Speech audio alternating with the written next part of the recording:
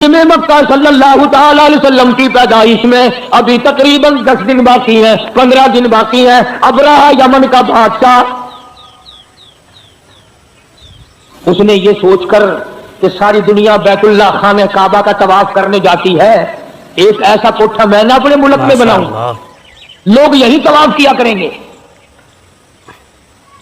چنانچہ ابرہہ نے ایسا ہی کوٹھا بنا دیا، اعلان کیا آؤ یمن کے کعبے کا طواف کرو۔ خدا کی قسم، تھے تو کافر، تھے تو بے دین، تھے تو جاہل، مگر اتنا پتہ ان کو بھی تھا کہ بیت اللہ کے سوا کسی اور چیز کا طواف جائز نہیں۔ ان کافروں کا یقین تھا، ان بے دینوں کا یقین تھا، ان جاہلوں کا یقین تھا۔ اللہ تبارک و تعالیٰ نے اعلان کر دیا تھا بیت اللہ کے طواف کے لیے، وَعَهِدْنَا إِلَىٰ إِبْرَاهِيمَ، ابراہیم علیہ السلام نے دعا مانگی، اسی کعبے کا طواف کیا۔ سارے نبیوں نے کیا، خلیل اللہ نے طواف کیا، ذبیح اللہ نے کیا، کلیم اللہ نے طواف کیا، نوح نجی اللہ نے طواف کیا، عیسیٰ روح اللہ نے طواف کیا، تمام کے تمام نے اسی کا طواف کیا۔ یمن کے بنائے ہوئے کوٹھے کعبے کو کافروں نے قبول نہیں کیا۔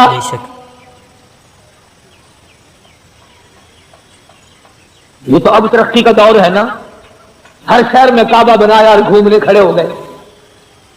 یہ اللہ کے گھر کی توہین ہے۔ اللہ پاک نے اعلان کر دیا فیہ ان اول بیت وضع للناس للذی ببکۃ مبارکا وہدی للعالمین۔ ساری زمین پہ، ساری کائنات پہ اور لوگوں سب سے میں نے پہلا اپنا گھر بنایا، عزت والا بنایا، مکے میں بنایا۔ فیہ آیات بینات مقام ابراہیم۔ ابراہیم خلیل اللہ نے بنایا، اسماعیل ذبیح اللہ نے پتھر اٹھا اٹھا کر پکڑائے، سیدہ ہاجرہ جیسی مائی پانی لاتی ہے، حضرت سارہ جیسی روٹیاں پکا کے لاتی ہے۔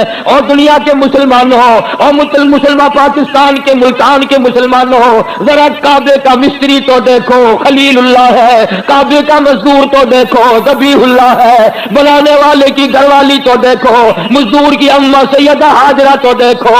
اللہ نے قرآن میں جس کا ذکر فرمایا، ارے یہ کعبہ نبیوں نے بنایا، اللہ نے بنوایا۔ آج اگر تیرے جیسا میرے جیسا کوئی اور بنا بیٹھے، ہزاروں نہیں کروڑوں کعبے بنائے، خدا کی قسم وہ کعبہ طواف کے لائق نہیں ہو سکتا۔ یہ کعبے کی توہین ہے، بیت اللہ کی توہین ہے، اس بنانے والے مستری کی توہین ہے، اس بیت اللہ کے مزدور کی توہین ہے، اور پانی لانے والی ہاجرہ کی توہین ہے، روٹیاں پکا کر کے لانے والی سارہ کی توہین ہے۔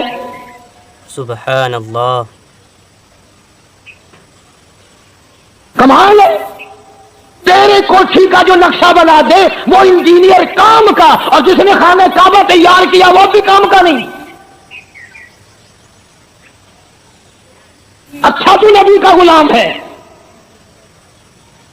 یمن کے بادشاہ نے کعبہ بنایا، لوگوں نے طواف کرنے کے بجائے پخانہ کر کر کے اس کا کوٹھا بھر دیا۔ اللہ اکبر، دیکھا کیسے رد کیا۔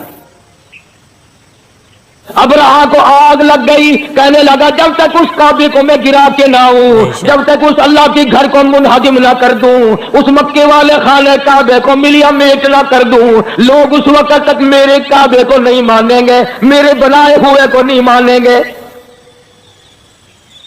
طاقت کے بلبوتے پر اٹھا، ہاتھیوں کی فوج لے کر آیا۔ سبحان اللہ، اس وقت لے کر آیا جبکہ دو جہان کے سردار حضرت محمد الرسول اللہ صلی اللہ تعالی علیہ وسلم شکم مادر میں ہیں۔ ابرہہ نے آ کر کے عرفات کے قریب مزدلفہ کی بائیں طرف وادی محشر میں ڈیرا لگا دیا۔ عبد المطلب جو حضور کا دادا ہے، اس کے اونٹ وہاں چل رہے تھے۔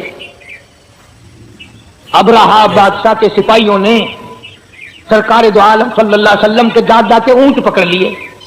استغفر اللہ، عبد المطلب کو پتا چلا وہاں مکے میں کہ میرے اونٹ بادشاہ ایک آیا ہوا ہے، ہاتھیوں کی فوج ہے، بڑی طاقتور فوج ہے، اور وہ اونٹ پکڑ بیٹھا میرے اور کعبے کو گرانے آیا۔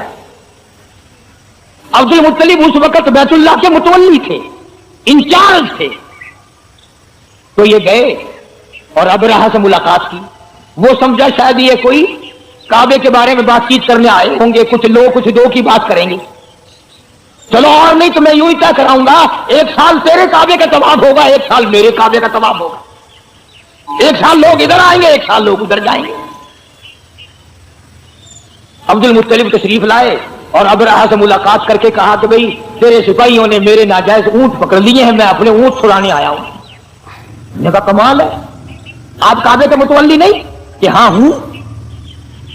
काबे की चाबियां तुम्हारे पास नहीं? कि हाँ मेरे पास है।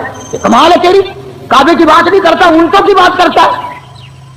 तुझे अपने ऊंटों की पड़ गई, काबे की बात कर। हाँ किस तरह करना है?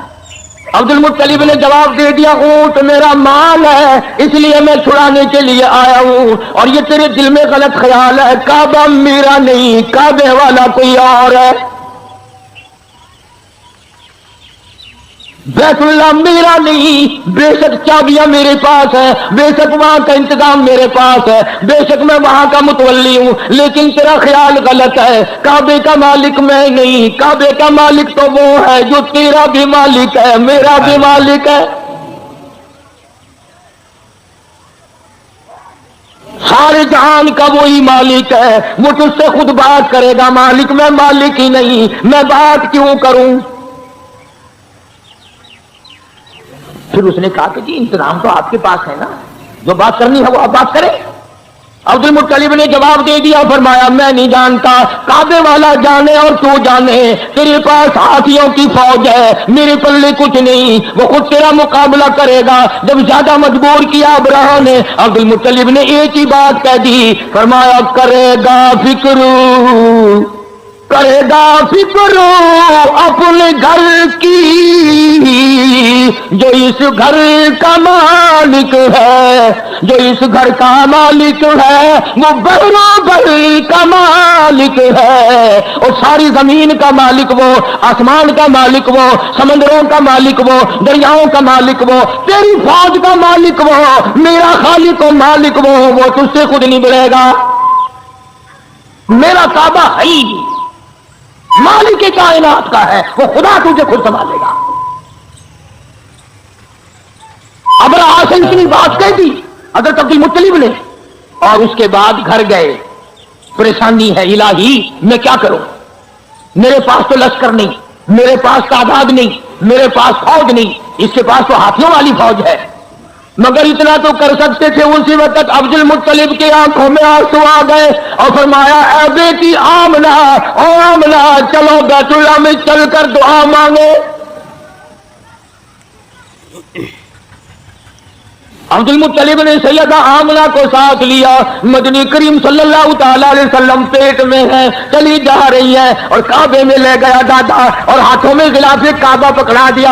हजरत आमना के हाथों में गिलाफे काबा है, और हजरत आमना दुआ मांग रही है। हजरत सैयदा आमना कहती है, मौला तेरी मर्जी, तू करीम है, तू रहीम है, तू खालिक व मालिक है। फरमाया दुआ मांगी जनाब,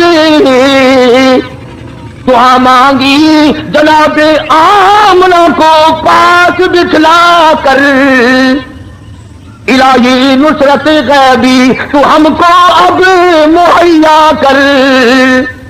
ये आलीशान बच्चा जो अभी है बतन मादर में, बिशारत थी कि इसका नूर चमकेगा तेरे घर में।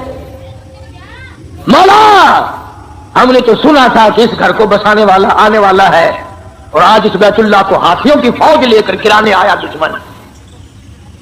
सैयदा आमना की आंखों से आंसू गिर रहे हैं, दुआ मांग रही है, और तुम्हें तो दुआ भी नहीं मांगनी आती। किसी आदमी से अगर कर्ज मांगना हो ना, पैसे मारने हो, कितनी बातें बनाता है, प्रेस करता है, फला पे भी चाहिए, फलाने पे भी चाहिए, फलाने पे भी चाहिए। बस इत्तेफाक की बात है, जरूरत पड़ गई, मैंने सोचा था चलो फलाने दोस्त को कभी आजमाया नहीं, आज आजमा लूं, देखूं क्या करता है। सैकड़ों बातें बनाकर फिर 4 पैसे का सवाल करता है, और उस मौला से तू एक दफा भी नहीं कहता, और मेरा मौला तू मेरा खुदा है, मैं तेरा बंदा हूं, मैं तेरा दरवाजा छोड़कर जाऊं कहां? मामूली कर्ज लेने دینے کے لیے کتنی باتیں بناتے ہیں, زبان مارتے ہیں. اور جی چودھری صاحب ساڈے تو تسی ہو ویلے کویلے تواڈے نال ہی کام پیندا, اللہ تعالی سلامت رکھے. شیخ صاحب, مرزا صاحب, خان صاحب, تسی تو کدے جواب ہی نہیں دتا جی ماشاءاللہ. یہ ساڈے بچوں نے تسی آپ ماں پیو بنے ہوئے ہو, کتنی گلاں مارتا ہے. لیکن یہاں بیٹھ کے نہیں کہتا ہوں میرے مولا میں سیاکار ہوں, گناہگار ہوں, تیرے در کا خطاوار ہوں, ہزاروں نہیں لاکھوں کروڑوں گناہوں میں ڈوبا ہوا ہوں. زمین کے ذرات سے زیادہ میرے گناہ, سمندر کے قطروں سے زیادہ میرے گناہ, زمین کے ذرات سے زیادہ میرے گناہ, درختوں کے پتوں سے زیادہ میرے گناہ, آسمان کے ستاروں سے زیادہ میرے گناہ. یہ سب کچھ ہے پر میرے مولا بتا میں جاؤں کہاں, کس دروازے پہ جا کے مٹھا ماروں. سبحان اللہ. مدینہ طیبہ سے باہر ایک آدمی نے احرام باندھا اور احرام باندھ کر اس نے آواز لگائی, لبیک اللہم لبیک, حاضر ہوں تیرے دربار میں حاضر ہو گیا ہوں. آواز آئی لا لبیک وسعدیک, تیری حاضری منظور نہیں. بڑے میاں تھے, یہ احرام باندھنے والے بزرگ آدمی تھے. ایک برابر میں نوجوان کھڑا ہوا تھا, اس نے بھی آواز سنی, کہنے لگا بڑے میاں جب منظوری نہیں تو کیا کرو گے جا کے, جب آواز آ گئی کہ منظور ہے ہی نہیں کیوں دھکے کھا رہے ہو. بڑے میاں کی آنکھوں میں آنسو آ گئے. فرمایا بیٹا تو ایک دن یہ آواز سن کر گھبرا گیا, مجھے یہ آواز سنتے سنتے 53 سال گزر گئے.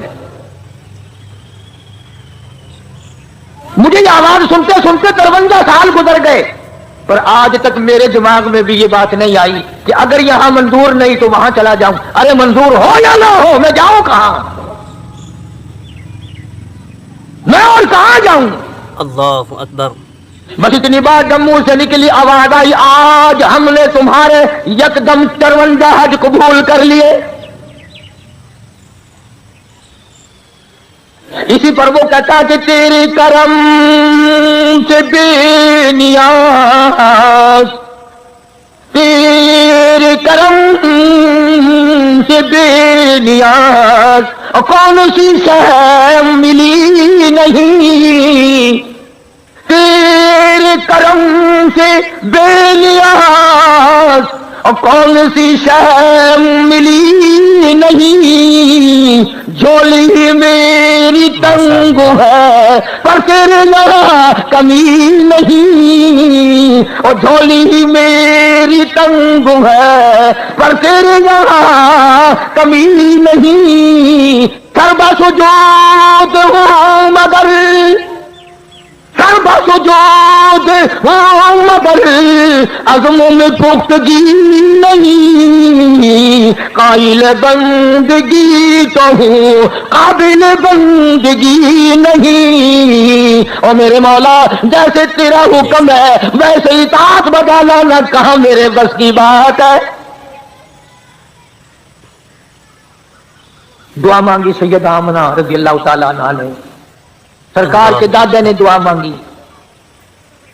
آواز آئی عبد المطلب جب تم نے میرا دروازہ کھٹکھٹا دیا. اور اگلی بات یاد کر کے لکھ کے لے جاؤ, کیا مزیدار بات ذہن میں آئی ہے.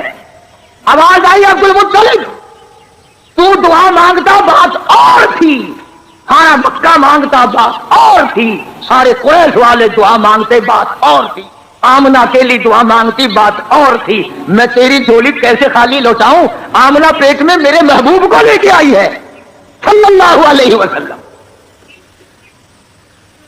اور فرمایا اب میں نے اتنا قبول کر لیا, لشکر کی حاجت نہیں, فوج کی ضرورت نہیں.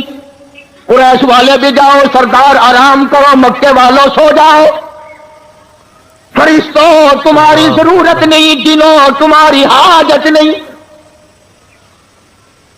آج ہاتھیوں کی فوج کے مقابلے کے لیے کسی کی ضرورت نہیں. آمنہ جب تو کالی کملی والے کو لے کے آ گئی, میں بھی تمہیں ایسی جنگ کر کے دکھاؤں گا جس سے میری خدائی سمجھ میں آئے. نرالی جنگ ہوگی آج.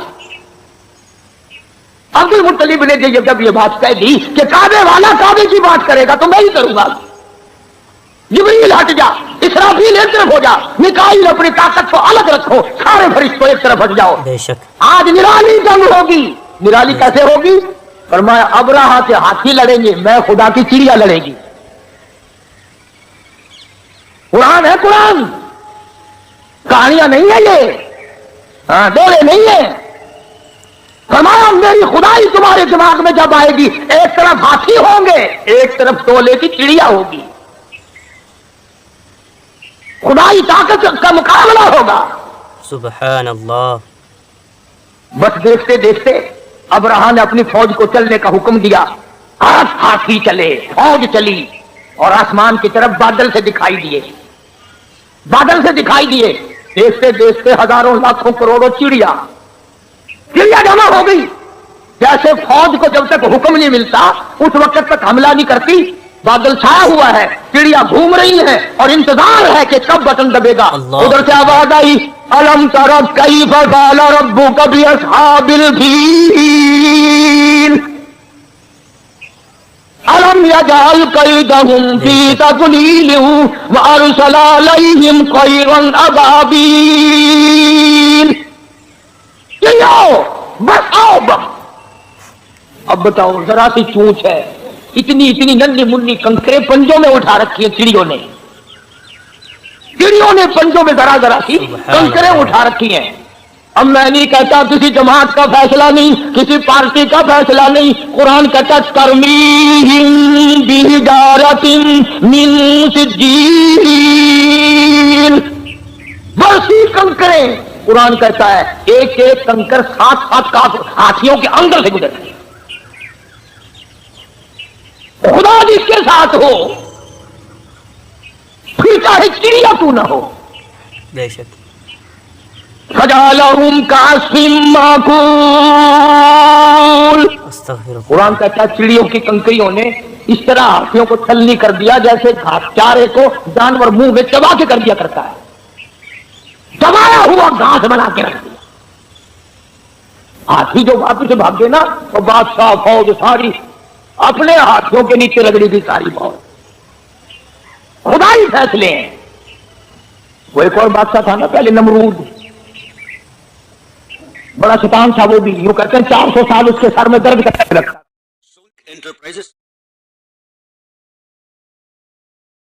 دنیا ایسی، اللہ نے بڑی مہلت دی، اللہ نے بڑی مہلت دی. نہیں خدا کی خدائی سمجھ میں آئی. ابراہیم علیہ السلام نے بڑا سمجھایا، خلیل اللہ نے بڑا سمجھایا، نہیں مانا. جب ایک دن اللہ کی ناراضگی آئی نا، آئے دوسرے کے بارے میں تو میں بھی کہہ دیتا ہوں، آپ بھی کہہ دیتے ہیں یار فلانے کو بندہ تھا اللہ میاں سنبھالتا ہی نہیں، ڈیل دے رکھی ہے، خدا جانے اس کا کب کچھ بگڑے گا. اور اپنے بارے میں ہم سوچتے نہیں کہ اگر پکڑ ہم پہ آ گئی تو ہم کیا کریں. نمرود بادشاہ تھا، خالی بدماش، چاروں طرف عورتیں کھڑی ہیں. اللہ کی ناراضگی آ گئی. اللہ نے فرمایا ہاں بھائی اب اس کی مغرور کھوپڑی ہم نے سیدھی کر لی ہے، مخلوق میں سے بولو کون آئے گا. فرشتے آئے، الہ العالمین سے ابھی اس کا دماغ نکال دیتے ہیں، 1 سیکنڈ بھی نہیں لگے گا، قیمہ بن جائے گا. لگا ایسی مغرور کھوپڑی کا علاج فرشتوں سے نہیں کرانا، میرے فرشتوں کی بھی توہین ہے. جنوں سے نہیں کرانا ایسی کھوپڑی کا علاج، میرے دنوں کی توہین ہے. انسانوں سے نہیں کرانا ایسی مغرور بدماش کھوپڑی کا علاج، انسان کی توہین ہے. بس اللہ کی آواز پر ایک مچھر آیا. وہ کہ جی اگر حکم ملے تو میں تو سب سے چھوٹا ہوں. اور یوں لکھا کتابوں میں کہ مچھر بھی کیسا تھا، ایک پر نہیں تھا، ایک ٹانگ نہیں تھی. اور لگا جی حکم ملے کھوپڑی انشاءاللہ بھی ٹھیک کر دیتا ہوں، اجازت ہو. انہوں نے کہا اچھا تو ہی جا، تو بھی کیا یاد رکھے گا. لگ گئی ڈیوٹی. بیٹھا تھا نا بڑا آرام سے، سامنے سے یوں مچھر آیا اور سیدھا ناک کے ذریعے دماغ میں تشریف لے گیا. اور وہاں جا کر اس نے نعرے مارنے شروع کر دیے دماغ میں، لگا کاٹنے اور لگی کھجلی دماغ میں. وہ جو عورتیں چاروں طرف میک اپ کرے ہوئے کھڑی تھی نا، کہنے لگا کیا دیکھ رہی ہو کھڑی ہو، میرے سر میں جوتے مارو سارے. کسی نے اگر آہستہ مارا نا، کہنے لگا شاہی محل سے نکال دوں گا، اس دوسری کے جوتے میں بڑا مزہ آیا، تیرے جوتے میں مزہ ہی نہیں آیا. اتنے جوتے مروائے، اتنے جوتے لگوائے، اللہ بھی آنے کھوپڑی گندی ہو گئی. بادشاہ وہ خدا ہے، کون اس کا مقابلہ کرے؟ اکڑا نہ کرو، سبحان اللہ. خدا جانے کیا ہو جائے گا. اس سے ہی رات دیکھو، جو عورتیں اس کے در پہ پڑی تھی، اس کے غلام بنی ہوئی تھی، انہی کے ہاتھوں سے سر میں جوتے مروا دیے. اس پروردگار سے وہ بڑا بے نیاز ہے. اس لیے اللہ پاک جل شانہ فرماتے ہیں، او لوگوں میری ذات کا مقابلہ نہ کرو، میری صفات کا مقابلہ نہ کرو، میری ذات و صفات میں کسی کو شریک نہ بناؤ. میں اگر پکڑنے پہ آؤں گا تباہی پھر جائے گی. اب رہا گیا اپنے کعبے کو بنانے آیا تھا، سب کچھ کھو بیٹھا. عرض کرنے کا مقصد یہ تھا کہ محمد عربی صلی اللہ علیہ وسلم ہمارے لیے رحمت بن کر آئے، ہمارے لیے کرم بن کر آئے، رؤوف بن کر آئے، رحوم بن کر آئے، رحیم بن کر آئے، مہربانیوں والا نبی بن کر آئے، شافی کوثر بن کر، شافی معشر بن کر آئے، شافی کوثر بن کر آئے، شفیع المذنبین بن کر آئے.